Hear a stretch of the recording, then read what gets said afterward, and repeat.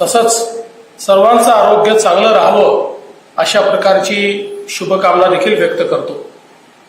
आज अनेक उपक्रमांचं उद्घाटन आपण केलेलं आहे। विशेषतः हा जो उत्कर्ष हॉल आहे, यापूर्वी अनेक वेळा मी या ठिकाणी कार्यक्रमांच्या निमित्ताने आलो आणि खरोखर त्याचा कायापालट झालेला मला पाहायला मिळतोय। त्याबद्दल मी मुंबई पोलिसांचं श्री जयकुमार आणि त्यांच्या संपूर्ण टीमचं मनापासून अभिनंदन करतो की अतिशय चांगलं काम हे या ठिकाणी त्यांनी पूर्ण केलंय। विशेषतः आज आपण जे उपक्रम या ठिकाणी सुरू केले त्याच्यामध्ये 100 दिवसाच्या काही टास्क आपण दिल्या होत्या। अपेक्षा ही होती की 100 दिवसामध्ये पुढची दिशा आपली ठरली पाहिजे आणि सरकारची कामाची पद्धत काय आहे ती पद्धत देखील रुळली पाहिजे। आणि मला अतिशय आनंद आहे की मुंबई पोलीस विभागाने 100 दिवसाची जी टास्क आहे ती अतिशय मनावर घेऊन उत्तम प्रकारे या ठिकाणी पार पाडलेली आहे। त्याबद्दल मी तुमचं मनापासून अभिनंदन करतो।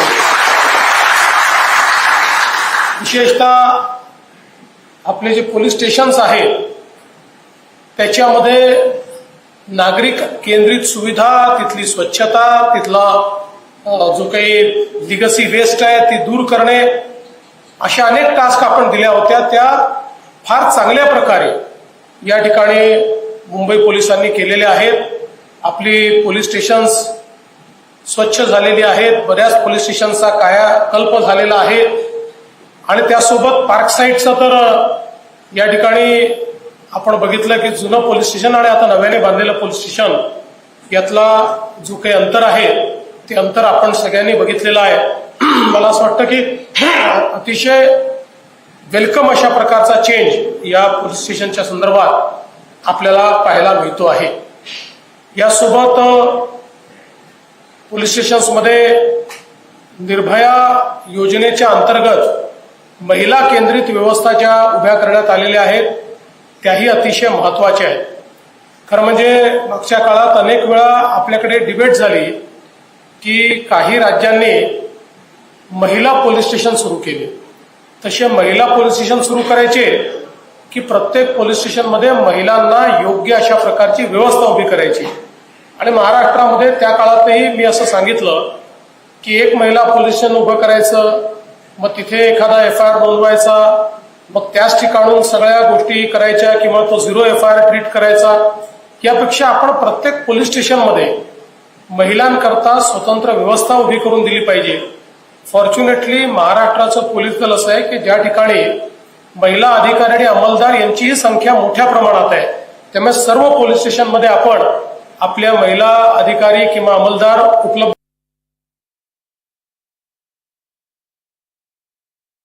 आपण मुंबईमध्ये यापूर्वी या व्यवस्था केल्या होत्या, पण आज अधिक चांगल्या स्वरूपात एक कक्ष या ठिकाणी सुरू झालेले आहेत। त्याच्यामुळे विशेषतः महिलांच्या वरचे जे गुन्हे आहेत, कारण आपल्याला कल्पना आहे की अलीकडच्या काळामध्ये विशेषतः गेल्या 10-12 वर्षामध्ये महिलांवरच्या गुन्ह्यांची नोंदणी ही मोठ्या प्रमाणात वाढलेली आहे।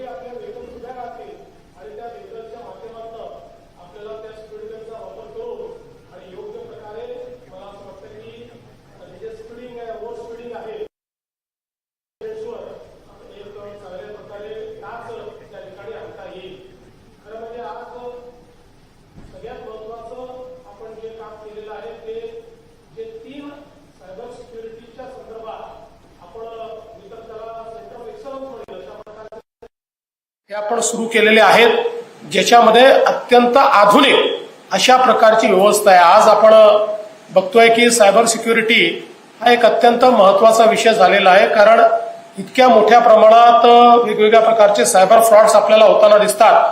आणि त्याच्यामध्ये आपण बघितलं असेल तर एक नंबरवर सायबर फ्रॉड्समध्येही जे काही आर्थिक गुन्हे आहेत ते एक नंबरवर आहेत. त्यानंतर मग थ्रेटनिंग वगैरे अशा प्रकारचे जे गुन्हे आहेत की ज्याच्यामध्ये खंडणी वसूल होते हे दुसऱ्या क्रमांकावर आहेत, आणि लैंगिक गुन्हे हे तिसऱ्या क्रमांकावर आहेत. अशा 3 प्रकारचे गुन्हे आज खूप मोठ्या प्रमाणात या सायबर व्यवस्थेचा लाभ घेऊन त्या ठिकाणी घेतले जातात.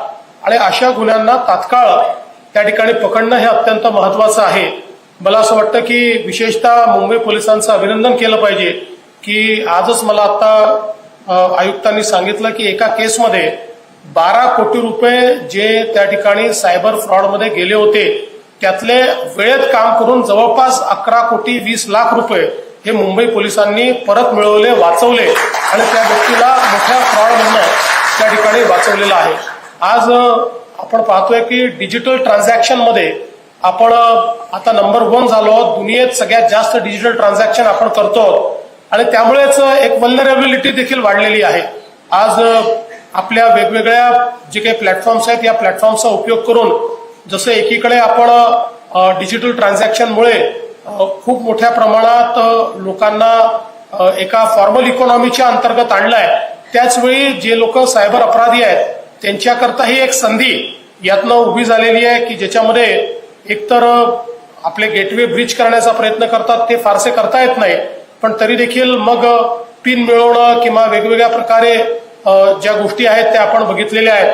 मागच्या काळामध्ये जामताराचं उदाहरण आहे, त्याची मोठी सिरीज किंवा सिरियलही आपल्याला OTT प्लॅटफॉर्मवर पाहायला मिळते की कशा प्रकारे काही अशिक्षित मुलांनी देखील अगदी थोडे थोडे पैसे काढत किती पैसे त्या ठिकाणी जमा केले. तर अशा प्रकारे हे जे काही क्रिमिनल माइंड्स आहेत हे खूप मोठ्या प्रमाणात सायबरमध्ये काम करत आहेत.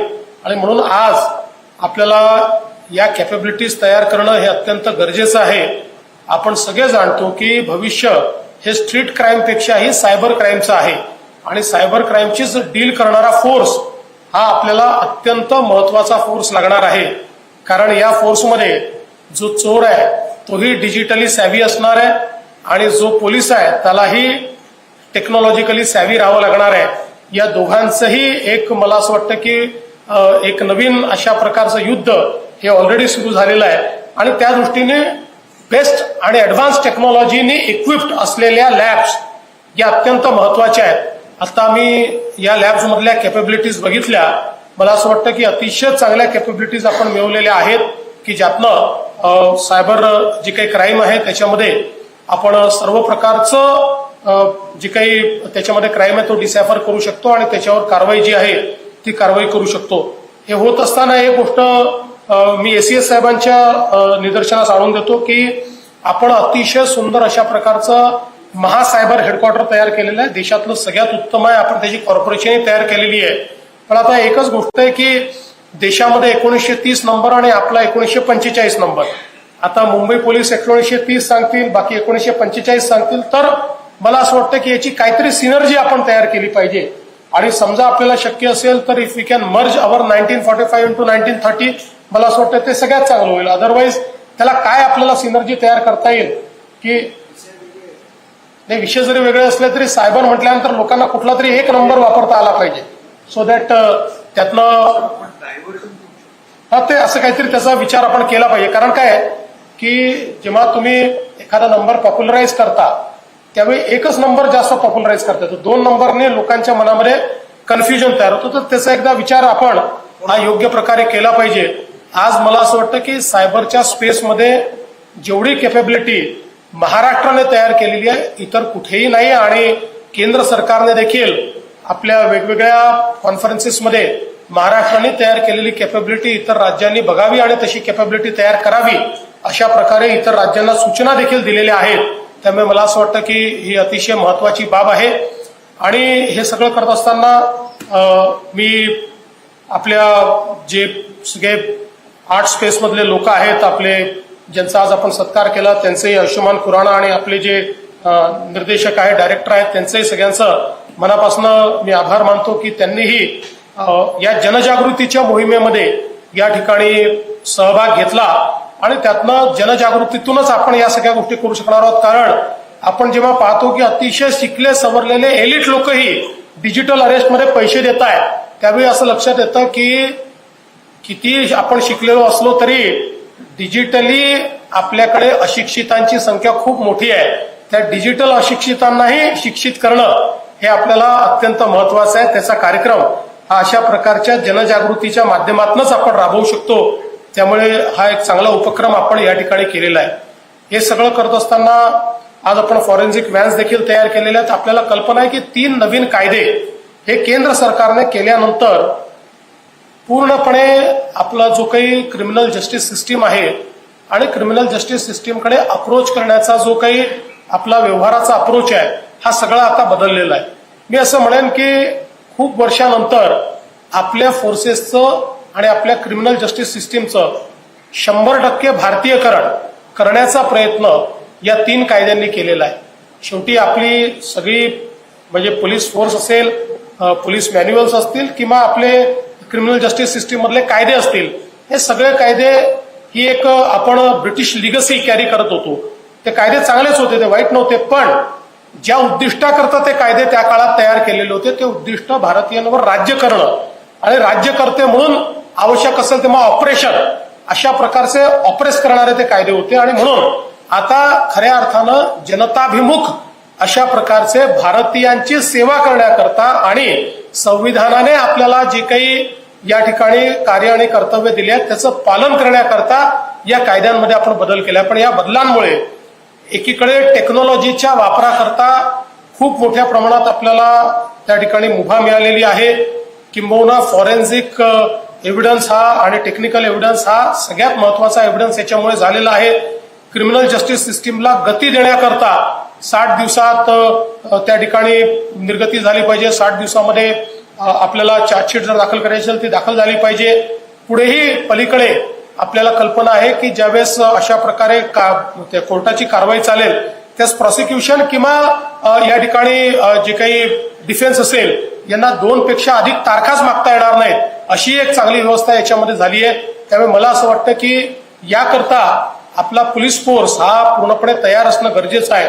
मिशन कर्मयोगीच्या माध्यमातून वेगवेगळ्या प्रकारचे जे मॉड्यूल्स तयार झाले आहेत त्या मॉड्यूल्समध्ये एकीकडे आपले बिहेव्हिअरल चेंज जे आहेत ते तर आहेतच, सिस्टमॅटिक चेंज जे आहेत, सिस्टमिक चेंज आहेत ते देखील आहेत. आणि यासोबत मला असं वाटतं की जवळपास संपूर्ण फोर्सचं आता नवीन कायद्यांच्या संदर्भातलं प्रशिक्षण देखील आपण पूर्ण केलेलं आहे. हे नवीन कायदे इफेक्टिव्हली राबवून आपल्याला लोकांना जस्टिस कसा देता येईल.